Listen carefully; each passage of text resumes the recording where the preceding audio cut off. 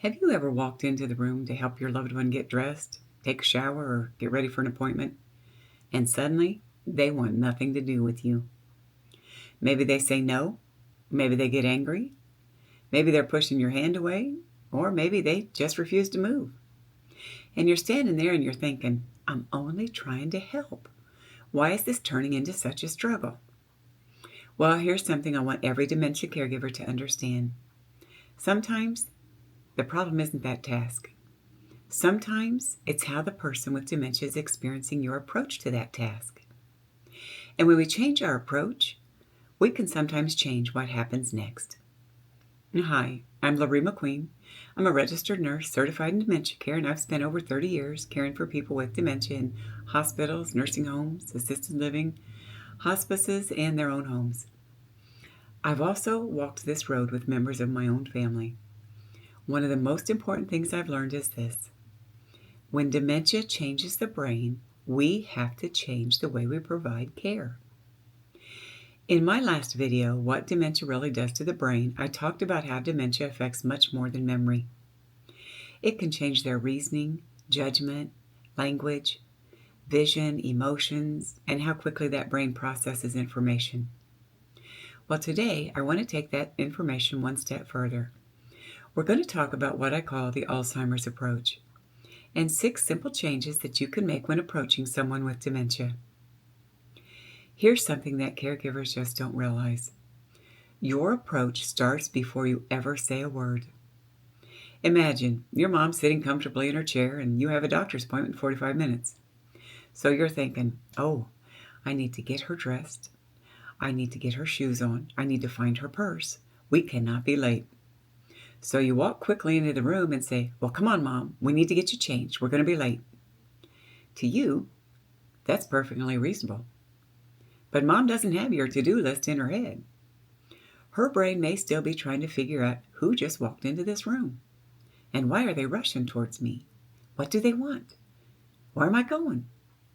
Well, why do I have to change my clothes? And before she has figured all that out, you're already giving her the next direction. So she says, no. And now you explain. And she says no again. Well, you explain some more.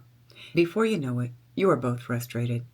This is why I tell caregivers, your loved one may be reacting to your approach before they understand your words.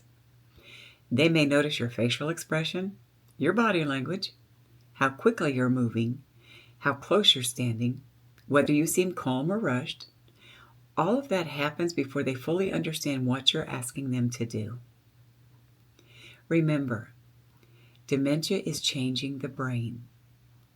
Your loved one may need more time to process what they see and hear, and they may not immediately recognize you. They may not understand why you're approaching them. They may have trouble following your words, and if they don't understand what's happening, the situation, well, it can feel frightening.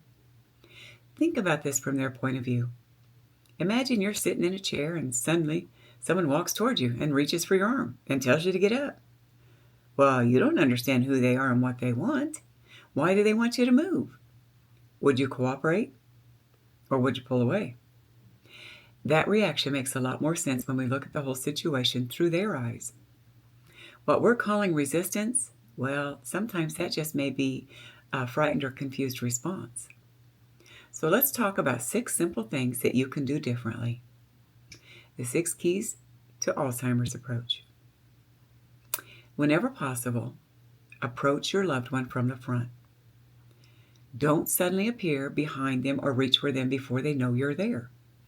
Walk towards them slowly, give them a chance to notice you, smile, pause, let their brain figure out what they're seeing. Remember, slow down, let their brain catch up. Don't walk straight into their space. Stop for a moment. Let them see you. Watch how they respond. This is especially important when they're sitting or lying down. Imagine sitting in a chair and having someone suddenly stand directly over you. Well, that can feel intimidating even when you don't have dementia. Give them a little room. Let them become comfortable with your presence before you start touching them or asking them to do something. Key number 3, get to their eye level.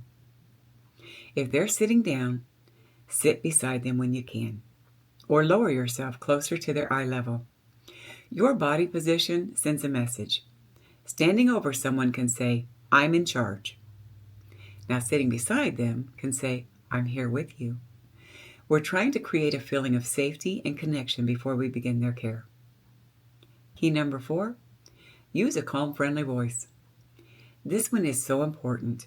Your loved one may not understand every word that you're saying, but they can often sense how you are saying it. And if you're frustrated, rushed, or irritated, they may feel that, even if you're trying very hard to hide it. So slow your voice down. Use short sentences and give one direction at a time, and then wait. Caregivers are uncomfortable with that silence sometimes. We ask, "Do you want some coffee?" Nothing. So we immediately say, "Well, would you rather have tea or juice? Are you thirsty? You haven't had anything to drink." Meanwhile, their brain may still be processing, "Do you want some coffee?" Give them those extra seconds. Their brain may simply need more time. Key number 5, and this is a big one, use their name. Use your loved one's name to help get their attention, and don't assume they always know who you are. If you're their daughter and they don't recognize you that day, don't quiz them. Please don't say, "Mom, don't you know who I am?" Because that puts them in a position where they have to come up with an answer their brain may no longer be able to find. Give them the answer instead. "Hi, Mom, it's Larea." You've just removed one more confusing piece from the situation. Key number 6, offer your hand instead of giving a command. Now this is one of my favorites because it's such a small change. Instead of standing there saying, "Get up, we need to go," try smiling, offering your hand, "Come with me," and then wait. Your hand now becomes a visual cue. Sometimes a person with dementia may have difficulty understanding your words, but they can see what you're asking them to do. You're inviting instead of demanding, and that can feel very different. Now let's take these 6 keys and put them together. As caregivers, we're constantly thinking about tasks. We're thinking about bathing, dressing, medications, giving meals, those bathroom trips, doctor's appointments. But your loved one, well, they aren't necessarily thinking about any of those things. So when we walk into the room and immediately begin giving directions, we're starting with the task. I want you to try something different. Connect before the task. Maybe you sit down beside Dad. "Hi, Dad, how are you doing?" Talk about something familiar. Smile. Give him a moment to become comfortable with you. Then move toward what needs to happen.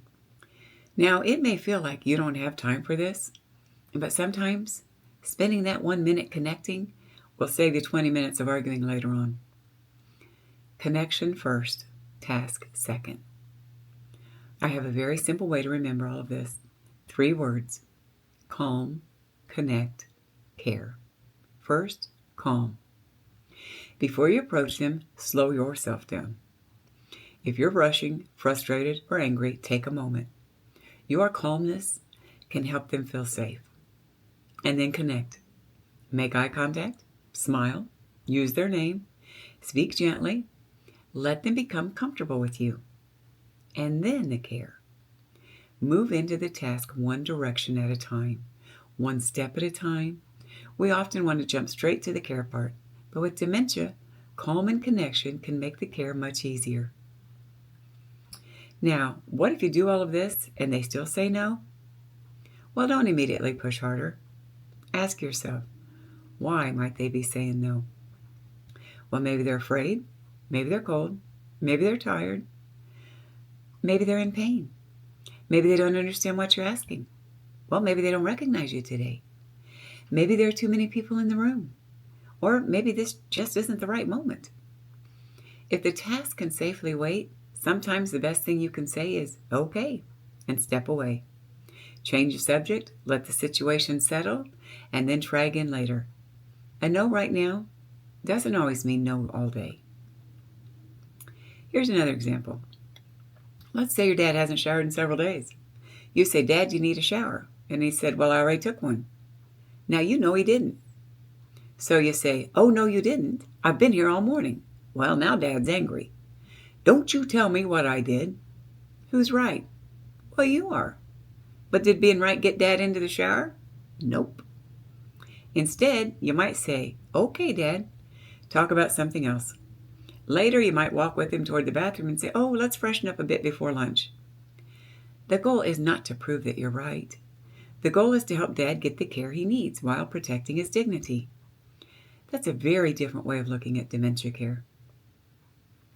Your loved one may not be able to tell you, I'm overwhelmed, but their body may tell you.